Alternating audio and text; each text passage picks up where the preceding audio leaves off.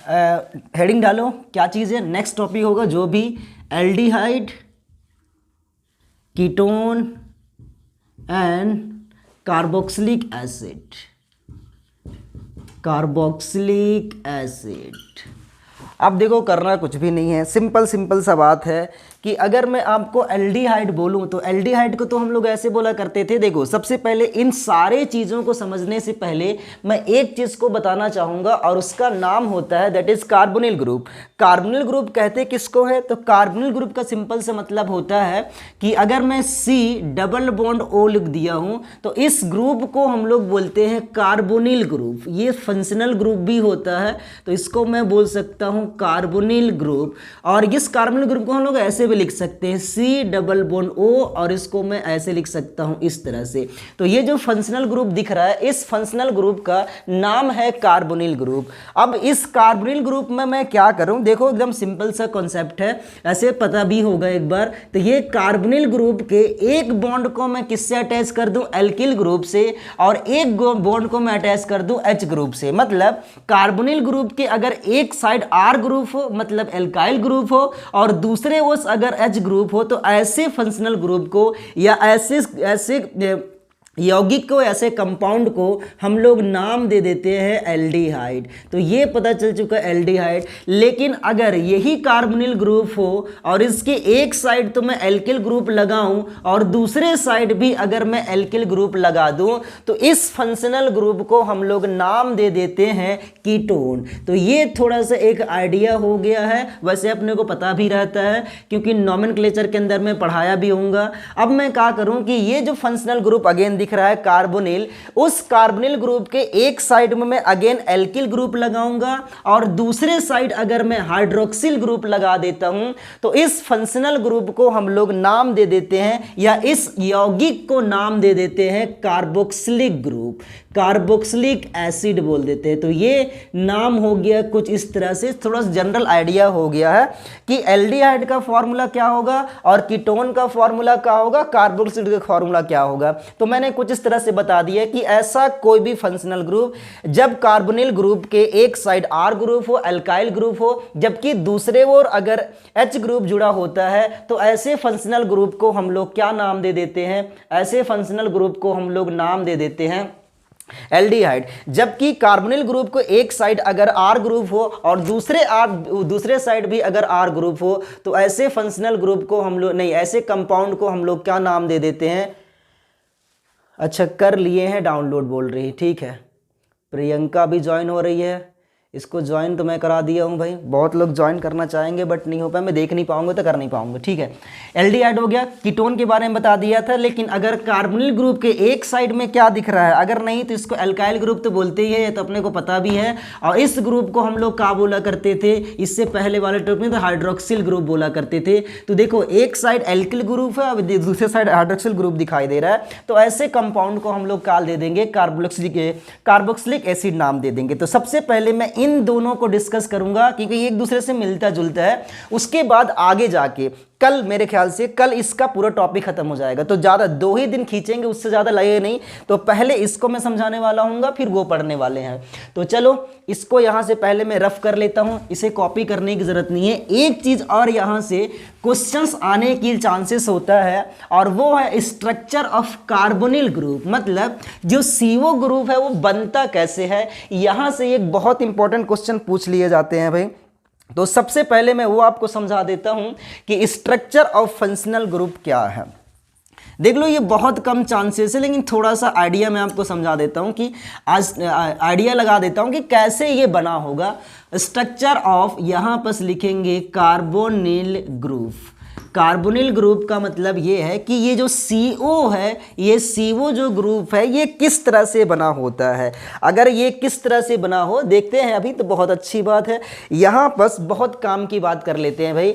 सबसे पहले देखो ऐसे बोलते हैं कि ये बना कैसे होगा। तो सबसे पहले क्या करो, इसमें 2 ही एलिमेंट दिख रहा है, एक कार्बन दिख रहा है, एक ऑक्सीजन दिख रहा है। तो कार्बन का आप इलेक्ट्रॉनिक कन्फिग्रेशन निकालोगे तो 1s2 आएगा, 2s2 आएगा और यहाँ पर आ जाएगा 2p2। 6 होता तो यही होने वाला होगा। अगर ऑक्सीजन का आप इलेक्ट्रॉनिक कन्फिग्रेशन निकालो, इसका एटॉमिक नंबर 8 होता है, तो इसका हो जाएगा 1s2, ये 2s2 और ये हो जाएगा 2p4।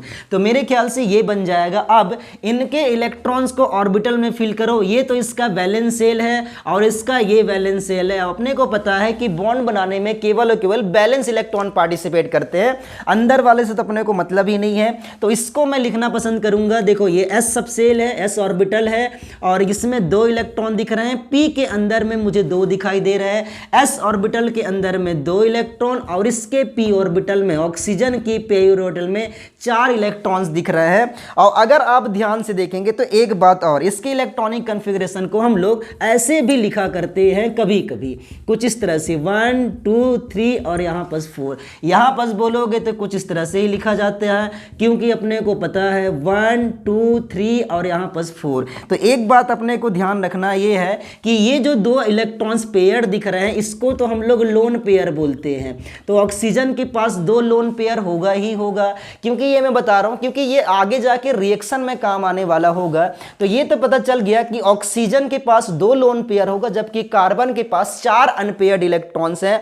और अगर 4 अनपेयर्ड इलेक्ट्रॉन होंगे तो ये 4 बॉन्ड बनाएगा। देखो कैसे, लेकिन मेरे ख्याल से स्क्रीन पे नहीं आ रहा होगा, तो एक काम करो, पहले इसे आप कॉपी करो, फिर मैं ऊपर आपको समझा देता हूँ, या इसको मैं रफ करता हूँ फिर यहीं पर समझा देते हैं। रुक जाओ, मैं क्या करने वाला हूँ, क्योंकि नीचे लिखूंगा तो दिखेगा नहीं, इसलिए मैं ऊपर लिखता हूँ। देखो कैसे, यहाँ पर हम लोग इसको समझने वाले थे भाई CO को, ये C डबल बॉन्ड O के बारे में। तो क्या कर लेते हैं, पहले समझते हैं। कार्बन के पास 4 अनपेयर्ड हैं, एक S सबसेल के पास है। पहले आप कितना, 3 p ऑर्बिटल हैं, 3 p ऑर्बिटल बनाओ। ये हो गया, एक p ऑर्बिटल ऐसे होगा ऐसे करके, और एक p ऑर्बिटल ऐसे होगा, ठीक है। और एक है s वाला, तो s के साथ तो मैं सीधा सीधा इसको ऐसे ही बना दिया हूँ। इसके ये सीधा s वाला सबसेल है, चाहो तो सर्कल बना सकते हो, गोला बना सकते हो, जरूरत नहीं है। मैं कार्बन का ये वाला s ऑर्बिटल है, इसके साथ एक बॉन्ड कोई भी बनाया होगा। अगर आप बोलो यहाँ पर H लिख दो, यहाँ पर S लिख दो, या फिर आप यहाँ पर R लिख दो, तो मैं इसमें R ग्रुप को अटैच करा दिया हूँ, या आप चाहो तो इसे H ग्रुप को अटैच करा दो। अब हम ऑक्सीजन के स्ट्रक्चर को बनाते हैं। तो ऑक्सीजन में देखो 2 लोन पेयर दिख रहे हैं और दोनों एक s ऑर्बिटल में है, तो पहले लोन पेयर बनाओ। मैंने यहां पर 2 लोन पेयर बना दिए हैं, ये कुछ इस तरह से। उसके अलावा देखो 2 p ऑर्बिटल खाली दिखाई दे रहे हैं। एक p ऑर्बिटल को मैं ऐसे बना रहा हूं और एक p ऑर्बिटल को मैं ऐसे बना रहा हूं। इसके पास एक अनपेयर्ड है और इसके पास भी एक अनपेयर्ड है। यहां पर देखो s तो इसके साथ बॉन्ड बना लिया है, कोई दिक्कत नहीं है।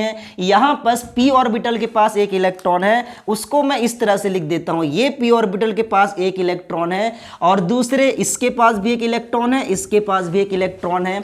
तो जब कार्बन ऑक्सीजन के साथ इन्वॉल्व होगा तो मुझे ऐसे लग रहा है कि ये और ये आपस में मिलकर के सिग्मा बॉन्ड बना लेंगे। ये वाला जो p ऑर्बिटल है वो तो r के साथ इन्वॉल्व हो जाएगा। तो मैं सिंपल सा ऐसे लिख सकता हूं कि ये जो सिग्मा बॉन्ड है वो r के साथ इन्वॉल्व हो गया है, ये h के साथ इन्वॉल्व हो गया है। अब बचा कौन कौन है, ये वाली p ऑर्बिटल और ये वाली p ऑर्बिटल। इसे हम लोग क्या बोल रहे हैं, ये तो p ऑर्बिटल से, ये भी p ऑर्बिटल है। तो ये p ऑर्बिटल, ये p ऑर्बिटल सेम एक्सिस में दिखाई दे रहे होंगे, और अगर सेम एक्सिस में दिखाई दे रहे होंगे तो इनके बीच में एक्सियल ओवरलैपिंग होगा, और एक्सियल ओवरलैपिंग के दौरान कौन सा बॉन्ड फॉर्म होता है, सिग्मा बॉन्ड फॉर्म होता है। इसका मतलब कार्बन ऑक्सीजन के साथ जब बॉन्ड बनाया होगा कुछ इस तरह से, तो यहां पर एक सिग्मा बॉन्ड बना होगा। ये तो मुझे ऐसे लग रहा है ये 2 इलेक्ट्रॉन इन्वॉल्व हो गए। लेकिन एक बात और है कि इसका जो p ऑर्बिटल ऊपर की ओर दिख रहा है, जिसके पास अगेन एक इलेक्ट्रॉन्स हैं, 2 लोन पेयर को आप ऐसे बना दो, कोई दिक्कत नहीं है। मैंने ऐसे लोन पेयर बना दिया है।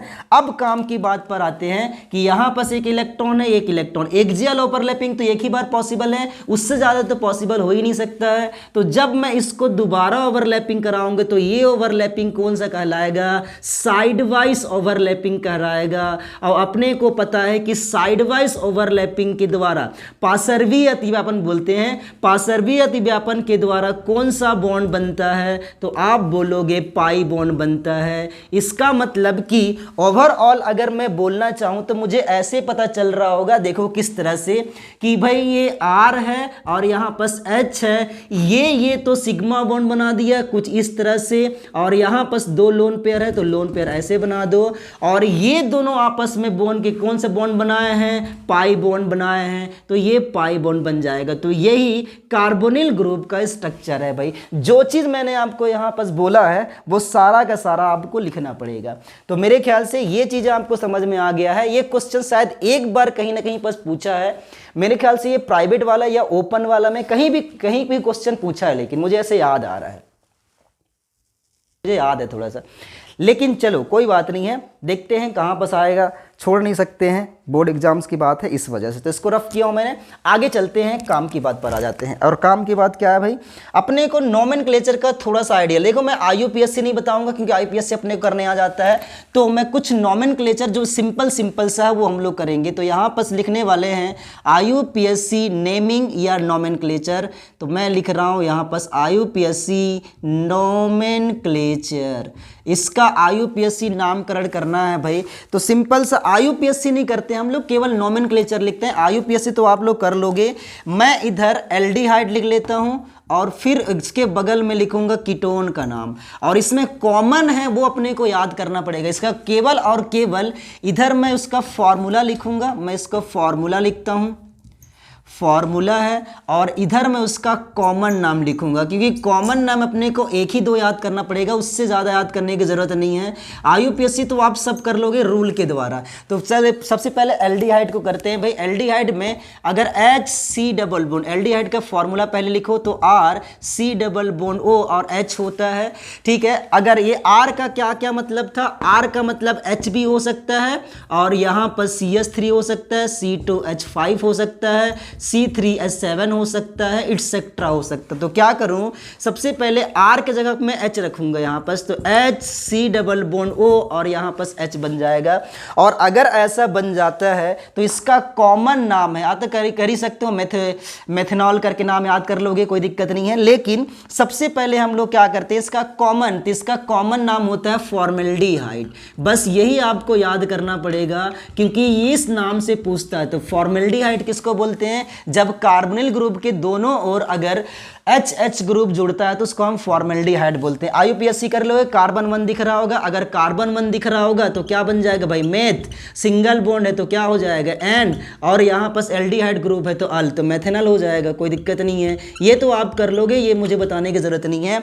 दूसरी बात, अगर मैं इस R की जगह पे क्या रख सकता हूँ, CH3 रख दूं तो ये फॉर्मूला बन जाएगा CH3C डबल बॉन्ड OH, ऐसे बन जाएगा क्या। और इसको हम लोग तो नाम बता दोगे क्योंकि प्रोपेनल होगा, नहीं प्रोपेनल बोलता हूँ, एथेनॉल होगा, एथेनॉल इसका नाम है, लेकिन इसका कॉमन नाम का है तो इसको हम लोग बोलते हैं एसिटल्डिहाइड। बस यही अपने को याद रखना है, एसिटल्डिहाइड, एसिटल्डिहाइड, बस इतने अपनों को याद रखना है। इसी तरह से कीटोन में भी कुछ चीज़ें हैं, कीटोन में भी आपको कुछ चीज़ों को ही रखना है याद। कीटोन का formula R double bond R ऐसे कुछ होता है, इसको हम लोग कीटोन बोलते हैं। और अगर मैं इसको बोल दूं तो कुछ इस तरह से हो सकता है भाई, कैसे कि ये R का मतलब क्या था कि CH3 हो सकता है, और साथ ही साथ C2H5 हो सकता है, C3H7 इट्सेट्रा, ये सारे के सारे हो सकते हैं। एक बार मैं R की जगह पे क्या रखता हूँ, CH3 रखता हूँ। ये देखो ऐसे ही फॉर्मूला बन सकता है RCO और यहाँ पर R डैश। इसका मतलब ये होता है कि अगर दोनों R जो लगा रहा हूँ वो अलग अलग होने चाहिए। तो मैं पहले ये वाली बात कर लेता हूँ, कैसे, इसमें केवल आपको एक ही याद रखना, बाकी IUPAC से कर लेंगे। तो R की जगह मैं CH3 रख ले रहा हूँ, ये CH3C डबल बॉन्ड O और यहाँ पर रख देते हैं CH3। अगर ऐसा हो, मतलब कार्बोनिल ग्रुप के दोनों ओर अगर मिथाइल ग्रुप जुड़ा है, मिथाइल बोलते हैं, हाँ, ये CH3 मिथाइल ग्रुप जुड़ा हो तो इसको हम लोग नाम दे देते हैं एसीटोन। बस यही आपको याद रखना था, एसीटोन। बस तो क्या क्या याद रखना है, एल्डिहाइड में कॉमन नाम आपको दो याद रखना है। एक तो मुझे फॉर्मेल्डिहाइड नाम याद होना चाहिए कि अगर कार्बोनिल ग्रुप दोनों ओर अगर HH जुड़ा होगा तो फॉर्मेल्डिहाइड बोलेंगे, लेकिन अगर कार्बोनिल ग्रुप के एक साइड CH3 और दूसरी साइड H हो तो इसको इसको हम लोग बोलेंगे एसिटल्डिहाइड। लेकिन कीटोन के अंदर में अगर कार्बोनिल ग्रुप के दोनों ओर अगर CH3 जुड़े हो तो उसको हम लोग एसीटोन बोलेंगे। तो ये कॉमन है, बाकी आप IUPAC से कर सकते हो, उनका कॉमन नाम नहीं है। कॉमन नाम होता है पर आप प्रोपेनल्डिहाइड, ब्यूटिलल्डिहाइड कर सकते हो, उसमें दिक्कत नहीं है। केवल ये 3 चीजें आपको याद रखना था।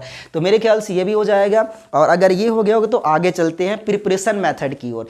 तो इसको मैं रफ करता हूं, कॉपी तो कर लिया होगा आराम से इस साइड का, उस साइड का नहीं, केवल अलग बात है, पर कर लेना। नेक्स्ट आगे चलते हैं भाई, preparation method, method of preparation. और इसके अंदर में केवल मैं वही पढ़ाने वाला हूँ जो आपके पेपर के अंदर में आने वाले होंगे। बहुत सिंपल सा कॉन्सेप्ट है एकदम। तो लिखो मेथड ऑफ प्रिपरेशन, बाकी सब चीज़ को डिस्कस नहीं करवाऊंगा मैं, जो पेपर के अंदर में आते हैं और थोड़ा सा आइडिया लगना चाहिए।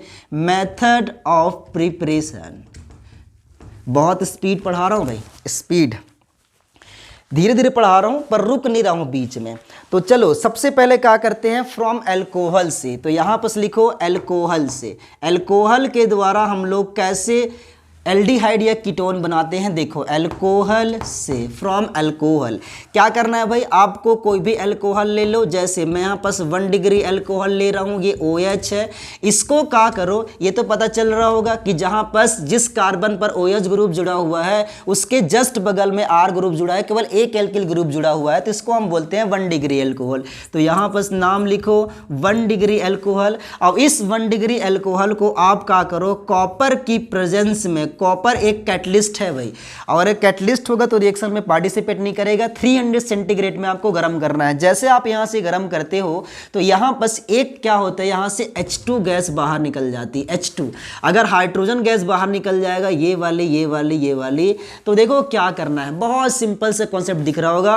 कार्बन का एक बॉन्ड ब्रेक हो रहा है और ऑक्सीजन के बीच का एक बॉन्ड ब्रेक हो रहा है। मतलब कैसे समझाता हूं, देखो R पहले लिख लेता हूं, R यहां पर HC डबल बॉन्ड O, ये क्या दिख रहा है भाई, R के एक साइड में R नहीं, कार्बोनिल ग्रुप के एक साइड में R और एक साइड क्या दिख रहा है, H। और अगर ऐसे दिख रहा है तो इसको हम लोग क्या बोल सकते हैं, एल्डिहाइड बोल सकते हैं। इसका मतलब ये कि 1 डिग्री अल्कोहल को जब कॉपर की उपस्थिति में 300 सेंटीग्रेड तक गर्म किया जाता है तो H2 गैस बाहर निकलती है और एल्डिहाइड फॉर्म होता है। इसको मैं ऐसे समझा सकता हूं, देखो सिंपल सा कॉन्सेप्ट है। यहां पर पहले आप इसको मैं OH ऊपर लिख दे रहा हूं, यहां पर H, यहां पर H, कुछ नहीं करना है। इसको आप कॉपर की उपस्थिति में क्या करना है, गर्म करना है। ये बना कैसे होगा मैं समझा देता हूं। ये देखो मैंने ये बोला है कि यहां से H2 गैस बाहर निकाल दो, ये वाली H2 गैस। तो देखो ऑक्सीजन के बीच का एक बॉन्ड ब्रेक हो रहा है और कार्बन के बीच का भी एक बॉन्ड ब्रेक हो रहा है, तो दोनों के बीच एक बॉन्ड बन भी जाएगा।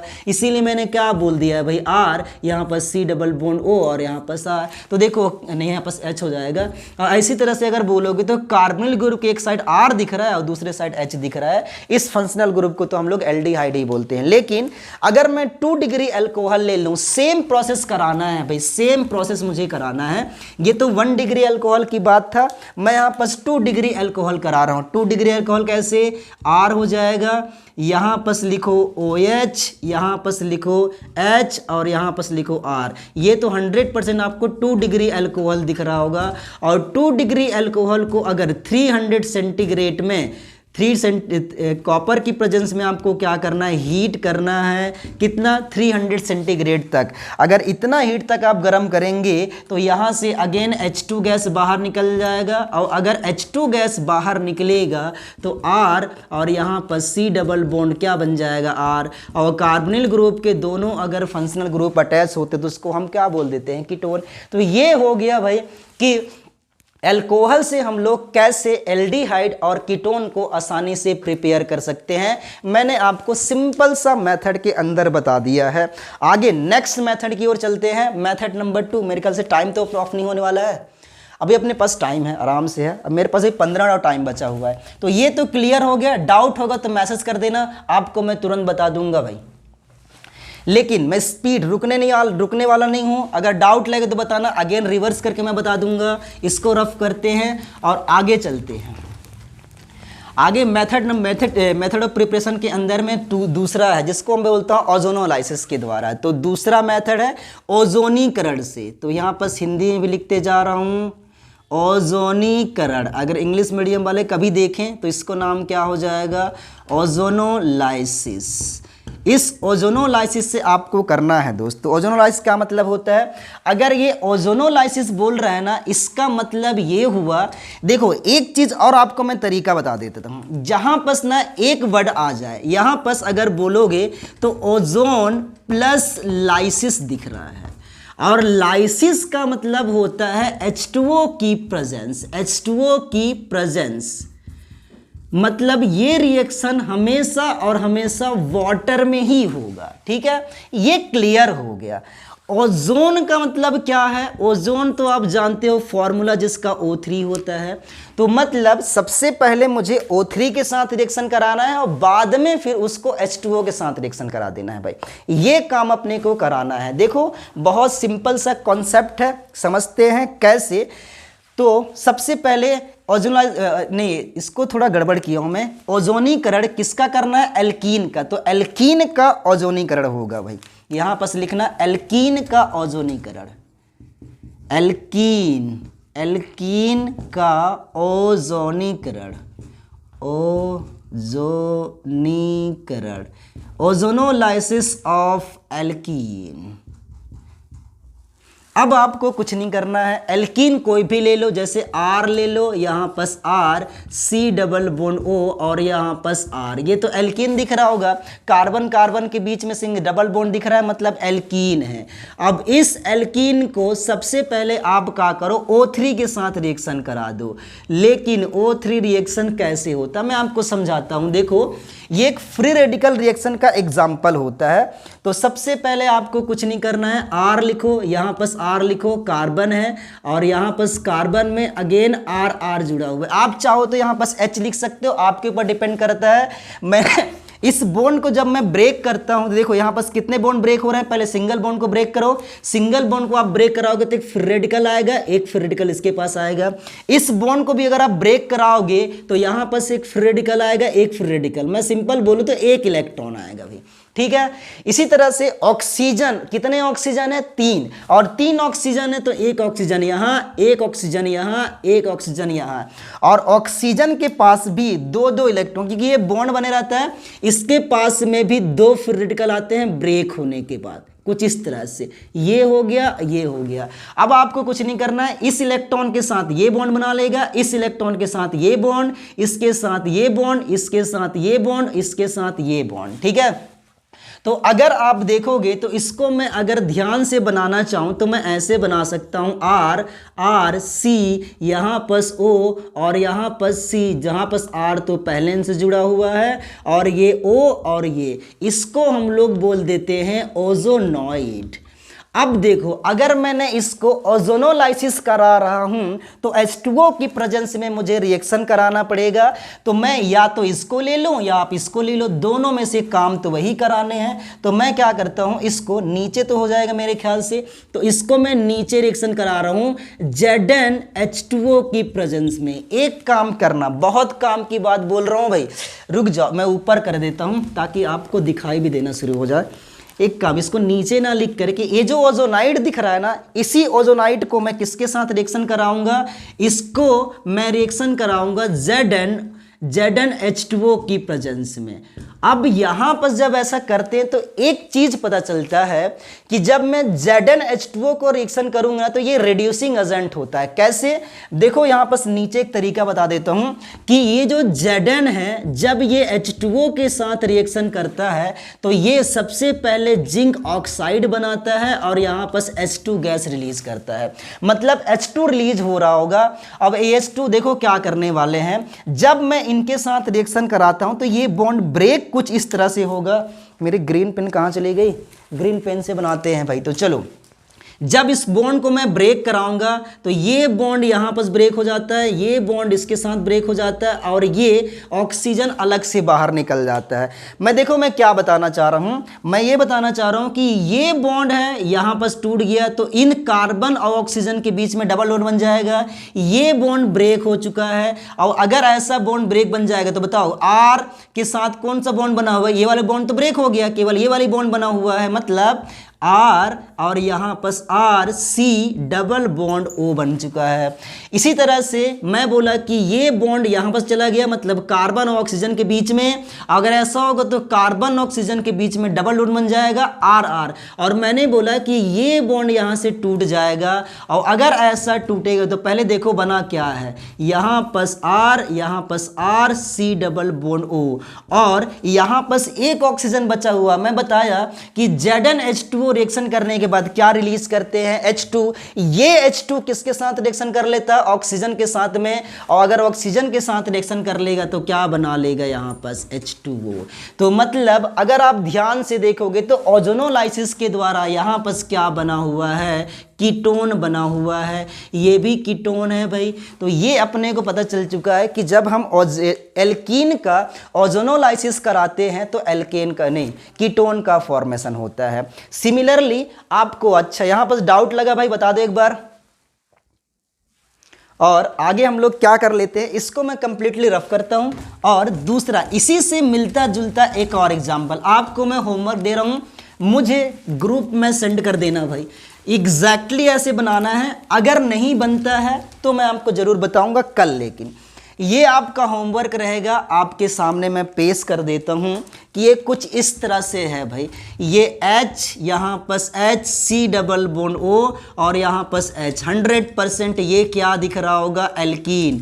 और एल्कीन को आपको O3 के साथ रिएक्शन कराना है तो यहाँ पर प्रोडक्ट बनेगा A, और A प्रोडक्ट को आपको क्या करना है, ZnO के साथ रिएक्शन कराना है, ZnO2 के साथ रिएक्शन कराना है, सॉरी Zn बोलता हूँ, ZnH2O के साथ रिएक्शन कराना है, तो यहाँ पर प्रोडक्ट B बनेगा। आपका होमवर्क यही रहेगा कि find the A and B। आपको यही करना है भाई, ये आपका होमवर्क है, मुझे सेंड कर देना। एक बार ट्राई करके देखते हैं कितना आप लोग कर पा रहे हो। अगर ये कॉपी हो गया तो बताना जरा।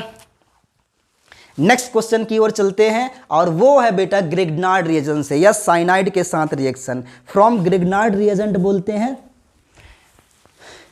ऊपर वाले को रफ कर लेता हूं, तब तक एकदम रुक नहीं रहा हूं, बहुत स्पीड पढ़ाते जा रहा हूं भाई। नंबर 3, और नंबर 3 के अंदर में हम लोग क्या पढ़ने वाले होंगे, from Grignard reagent, from Grignard reagent. अच्छा, बहुत अच्छी बात है बेटा। ग्रिग्नार्ड रिएजेंट के अंदर में सबसे पहले क्या करना है, इसको साइनाइड के साथ रिएक्शन के द्वारा भी बनाया जा सकता है। बहुत सिंपल सा कॉन्सेप्ट है। पहले आप क्या करो, HCN ले लो या RCN ले लो। मैं HCN के साथ बनाता हूं। ये इसको तो आप लोग नाम बोला करते हो बेटा हाइड्रोजन साइनाइड, ये तो अपने को पता है। अगर ये हाइड्रोजन साइनाइड है, इस हाइड्रोजन साइनाइड को रिएक्शन कराना किसके साथ, ग्रिग्नार्ड रिएजेंट। और ये तो बच्चों को पता होता है कि इसको हम लोग बोलते हैं RMGX। और जो RMGX लिखे होंगे उनको ये भी पता होगा कि R पे हम लोग नेगेटिव चार्ज कंसीडर करते हैं, इसे पॉजिटिव चार्ज कंसीडर करते हैं। और हमको पता है कि नाइट्रोजन, अगर इस बॉन्ड को ब्रेक कराऊंगे तो नाइट्रोजन हाईली इलेक्ट्रोनेगेटिव है। अगर हाईली इलेक्ट्रोनेगेटिव बॉन्ड हम तो इलेक्ट्रॉन को अपने साइड खींच लेगा, इस पर पॉजिटिव आएगा, इस पर नेगेटिव चार्ज आएगा। तो सबसे पहले आप क्या करो, यहां पर H डबल बॉन्ड N बनाओ। देखो मैंने एक जो पाई बॉन्ड था उसको ब्रेक करा दिया है, और अगर मैं ब्रेक कराऊंगा तो एक पे नेगेटिव चार्ज कंसीडर करूंगा, एक पे पॉजिटिव चार्ज कंसीडर करूंगा, और इनमें से उल्टा सीधा चपका डालूंगा। लेकिन पेपर के अंदर में ऐसे नहीं लिखना, मैं बताया हूं, मैं केवल समझा रहा हूं यहां पर। और अगर मैं ऐसा समझा रहा हूं तो एक काम करना पड़ेगा, R को जोड़ दो, कहां पर, यहां पर। जैसे मैं R को जोड़ूंगा तो ये बॉन्ड डिस्चार्ज न्यूट्रल हो जाएगा, और यहां पर जो नेगेटिव चार्ज उसको यहां पर जोड़ दूंगा तो क्या बन जाएगा भाई, ये बन जाएगा MgX, ये भी न्यूट्रल हो जाएगा। और अपने को पता है कि जब भी हम लोग ग्रिग्नार्ड रीजन के साथ रिएक्शन कराते हैं, ये 100% H2O की प्रेजेंस में बॉन्ड ब्रेक कराना जाता है, और इस प्रोसेस को हम लोग नाम देते हैं जल अपघटन। तो याद रख लेना भाई कि हम लोग क्या बताने वाला था मैं, कि ग्रिग्नार्ड रिएजेंट के अंदर में हमेशा जल अपघटन कराया ही जाता है, और अगर जल अपघटन ऐसा कराओगे तो क्या बन जाएगा, हम लोग को पता है कि H2O को हम लोग HOH लिखते हैं, और वही मैंने बोला था नेगेटिव चार्ज होता है, इसे पॉजिटिव चार्ज। जब इसको बॉन्ड बनाएंगे तो ये वाली बॉन्ड ब्रेक हो जाएगा, पॉजिटिव चार्ज हाइड्रोजन पर होगा और इस पे नेगेटिव चार्ज उल्टा सीधा चिपका डालो तो ये बन जाएगा N, और यहाँ पर बन जाएगा R, और यहाँ पर क्या हो जाएगा बेटा, ये नेगेटिव है तो पॉजिटिव जुड़ जाएगा मतलब H, और यहाँ पर MgX तो जुड़ा हुआ है, OH इस पर अटैच हो जाएगा। तो ये कुछ इस तरह से बन गया। अब इस स्टेप को अगर मैं इसको नेक्स्ट रिएक्शन कराना चाहूँ तो जब मैं इसको अगेन H2O के साथ रिएक्शन कराता हूं तो यहीं बस एक खेल हो जाता है कि ये NH है, देखो NH है, और ये H2 क्या बाहर निकल जाएगा NH3, तो यहां से सबसे पहले बाहर निकल जाता है अमोनिया। मैं अगेन बताता हूं, यहां से H2 और यहां से NH, ये क्या हो जाएगा, बाहर निकल जाएगा, और यहां ऑक्सीजन यहां टूट जाए बन जाएगा, बोलो कैसे, ऐसे HC डबल बॉन्ड O, और यहां पर क्या बन जाएगा R। अगर इसको आप ध्यान से लिखना चाहेंगे तो मुझे ऐसे दिख रहा है कि एक कार्बोनिल ग्रुप है, और कार्बोनिल ग्रुप के एक साइड R और एक साइड H दिख रहा है। अगर एक साइड दिख रहा है तो इसको हम लोग क्या नाम दे सकते हैं भाई, एल्डिहाइड। होमवर्क अभी देने वाला हूं, पहले इसे कॉपी करो, दिक्कत हो तो जरूर बता देना मुझे। मेरे ख्याल से ये मैंने आपको क्लियर कर दिया है भाई, बड़ा जबरदस्त तरीका था। जिस भी पॉइंट पर आपको लगा हो, डाउट है, मुझे जरूर बता देना। इसको तो मैं कर देता हूं, या होमवर्क कर सकते हैं, देखते हैं, बहुत सिंपल सा। सिमिलरली यही स्टेप बना के आपको एक होमवर्क करना है भाई, कुछ भी नहीं करना है, कुछ भी नहीं करना है आपको। सिंपल सा एक मैं होमवर्क दे रहा हूं और फिर दूसरा करा देता हूं, और वो क्वेश्चंस मेरे सामने पेश है। आपको क्या कराना है, RC ट्रिपल बॉन्ड N, अगर इसका नाम देना चाहो तो आप एल्किल साइनाइड दे सकते हो। अगर आपको और मन कर लग रहा है तो R की जगह पे चेंज कर दो, R को मैं CH3 लिख दे रहा हूं, ये ट्रिपल बॉन्ड N है। इसको आपको सबसे पहले RMgX के साथ रिएक्शन कराना, लेकिन R के जगह पर अगेन मैं यहां पर CH3Mg यहां पर Br ले रहा हूं भाई, और यहां पर प्रोडक्ट बनेगा A। इस प्रोडक्ट को आपको क्या कराना है, H2O के साथ रिएक्शन कराना है, और H2O के साथ रिएक्शन कराओगे तो क्या बन जाएगा यहां पर B, और इस B को अगर आप फिर H2O के साथ रिएक्शन कराओगे बन जाएगा C। मतलब ये होमवर्क यही रहेगा। सिमिलरली ये प्रोसेस भी इसमें है कि आपको क्या करना है, CH3 यहां पर Mg, ये Br लेना है, इसको रिएक्शन कराओगे तो प्रोडक्ट ये बनेगा। अगर इसको आप H2O के साथ रिएक्शन कराओगे तो प्रोडक्ट B बनेगा, और प्रोडक्ट B को अगर अगेन आप H2O के साथ रिएक्शन कराते हो तो प्रोडक्ट C बनेगा। यही आपको करना है, ये आपका HW रहेगा भाई। ऑर्गेनिक में थोड़ा कॉन्शियस इफर्ट लगाओ भाई, थोड़ा सा ज़्यादा नहीं लगाना है आपको, एक बार ट्राई करो, क्योंकि ऑर्गेनिक प्रैक्टिस मांगता है, बिना प्रैक्टिस का पॉसिबल नहीं है ऑर्गेनिक, ध्यान रखना। ये अब मैं जब तक ठीक लग रहा, जब तक मैं बोर्ड में बना रहा हूँ, मैं बना रहा हूँ तब की बात है, उसके बाद जैसे अपना बनाना शुरू कर दोगे ना तो ये हालत खराब करा देती है भाई, क्योंकि कंफ्यूजन इतना ज्यादा होता है यहां पर कि कंफ्यूजन, इसी को बोलते हैं C for confusion, C for chemistry, C for confusion, लेकिन मैं बोलता हूं C फॉर कंफ्यूजन और C फॉर ऑर्गेनिक केमिस्ट्री।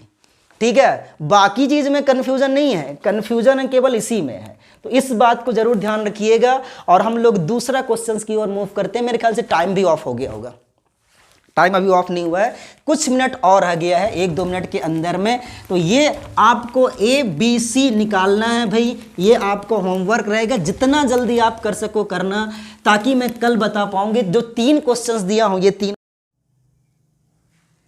चलो ठीक है। तो हाँ, ये बता रहे थे फैटी एसिड के साथ कैसे रिएक्शंस कराना है। तो मैं बता रहा था कि कोई ही पहले 2 एसिड ले लो, और उन 2 एसिड को सबसे पहले किसके साथ रिएक्शन करा दो, उन एसिड को आपको रिएक्शन कराना है कैल्शियम हाइड्रोक्साइड के साथ में, जैसे मैंने यहाँ पर किया है। तो जैसे ही आप कैल्शियम हाइड्रोक्साइड के साथ रिएक्शन कराएंगे तो यहाँ से क्या बाहर निकल जाए, H2O। तो मुझे ऐसे लग रहा है कि -2 मोल ऑफ H2O बाहर निकल जाएगा। अब अगर 2 मोल ऑफ H2O बाहर निकल जाएगा तो CH3C डबल बॉन्ड, यहाँ का O बचा हुआ है तो आप O लिखो, और यहाँ पर कैल्शियम जुड़ जाएगा, O है, और ये CO डबल बॉन्ड, और यहाँ पर बन जाएगा CH3। इसको हम हम लोग बोल देते हैं कैल्शियम एसीटेट, कैल्शियम एसीटेट, और इसी को हम लोग पब्लिक इसको बोल देते हैं फैटी एसिड। ठीक है भाई, जरूरी नहीं है मैग्नीशियम एसीटेट भी हो सकता है, लेकिन इस तरह के जो स्ट्रक्चर है उसको हम लोग नाम देते हैं फैटी एसिड। तो ये है फैटी एसिड। इसी फैटी एसिड को आपको डिस्टिलाइजेशन कराना है, वाष्पन कराना है, तो यहां से H2O बाहर निकलेगा और यहां कुछ न कुछ और बनने वाला होगा। देखो कैसे, तो इसी फैटी एसिड के द्वारा हम लोग क्या बनाना है, या तो मुझे एल्डिहाइड बनाना है या फिर मुझे कीटोन बनाना है। तो देखिए इसी फैटी एसिड को CH3C डबल बॉन्ड O, यहां पर O ये हो गया कैल्शियम O है, और ये C डबल बॉन्ड O, और यहां पर क्या बन चुका है CH3 हो गया। और अगर ये CH3 बना है तो इसको जैसे मैं यहां पर से हीट करूंगा, इसको हम लोग बोलते हैं वाष्पन मेथड, वाष्पन। डिस्टिलाइजेशन को वर्जन या क्या बोलते हैं, मैं इंग्लिश में लिख दे रहा हूं, अगर हिंदी गड़बड़ होगा देख लेना भाई, डिस्टिलाइजेशन बोलते हैं इसको। जैसे मैं डिस्टिलाइजेशन करता हूं तो यहां से क्या बाहर निकल जाएगा, कैल्शियम कार्बोनेट बाहर निकल जाएगा। देखो यहां से पकड़ो और यहां से पकड़ो, ये बाहर निकल जाएगा। का बाहर निकल रहा है Ca कार्बन 1 ऑक्सीजन 3, तो सबसे पहले बाहर का निकला है CaCO3 बाहर निकल गया। बचा क्या है भाई CH3CO और यहाँ पर CH3, तो ये बन गया होगा एसीटोन, CH3C डबल बॉन्ड और यहाँ पर CH3, इसी को हम लोग नाम दे देते हैं एसीटोन। इसका मतलब ये हुआ कि जब फैटी एसिड का डिस्टिलाइजेशन कराया जाता है तो कैल्शियम कार्बोनेट बाहर निकलता है और किसका फॉर्म होता है, किसका फॉर्मेशन होता है, किसका फॉर्मेशन होता है भाई, तो इसका फॉर्मेशन होता है एसीटोन का। बस इतना, एसीटोन का नहीं, कीटोन का, फिर एल्डिहाइड का। आगे देखते हैं क्या बन सकता है, एल्डिहाइड कैसे बनेगा। एक बार जरा इसे कॉपी करो, फिर मैं आपको समझाता हूं आगे। भाई बता दो बता दो बता दो, ये समझ में आ रहा है कि नहीं, क्योंकि ऑर्गेनिक को मैंने बहुत प्रिपरेशन करके पढ़ाया है। और होमवर्क क्या देना है आपको मैं बता देता हूं। इसी में से सबसे पहले आप यहां पर ले लीजिएगा फॉर्मिक एसिड, ये है, इसका 2 मोल लेना है बेटा, HCO यहां पर H, इसका नाम मैं लिख देता हूं फॉर्मिक एसिड है, फॉर्मिक एसिड। ठीक है, इसका 2 मोल ले लो, प्लस करके लिख लो HC डबल बॉन्ड O और यहाँ पर H। इसको सबसे पहले आपको कैल्शियम हाइड्रोक्साइड के साथ रिएक्शन कराना है, और अगर कैल्शियम हाइड्रोक्साइड के साथ रिएक्शन कराओगे तो यहाँ पर बनेगा प्रोडक्ट A, और प्रोडक्ट A को आपको रिएक्शन करिए, इसका क्या कराना है, आपको डिस्टिलाइजेशन कराना है, और डिस्टिलाइजेशन जब इसका कराओगे तो प्रोडक्ट बन जाएगा B। और प्रोडक्ट क्या बनता है मैं बता देता हूँ, इसका प्रोडक्ट बनेगा फॉर्मेल्डिहाइड। आपको चेक करके दे बताना है कि A और B क्या बनता है, मतलब फॉर्मूला में मैंने बता दिया वैसे फॉर्मेल्डिहाइड बनेगा, लेकिन ये आपका होमवर्क रहेगा। यहीं तक अपने को करना है आज के लिए, कल मैं और आगे पढ़ाऊंगा इसी से जस्ट आगे। भाई देखो ऑर्गेनिक को प्रैक्टिस चाहिए, प्रैक्टिस चाहिए, मतलब प्रैक्टिस चाहिए। आज तक तो आज के लिए तो हो गया, अगर चाहो तो आप लेफ्ट हो सकते हो, लेकिन ये तो कॉपी कर रहे होगे, ये होमवर्क जरूर करना भाई, नहीं तो कल लिंक सेंड नहीं करूंगा, नहीं कल क्लास नहीं होगी, ये करना है भाई। चलो दोस्त ठीक है।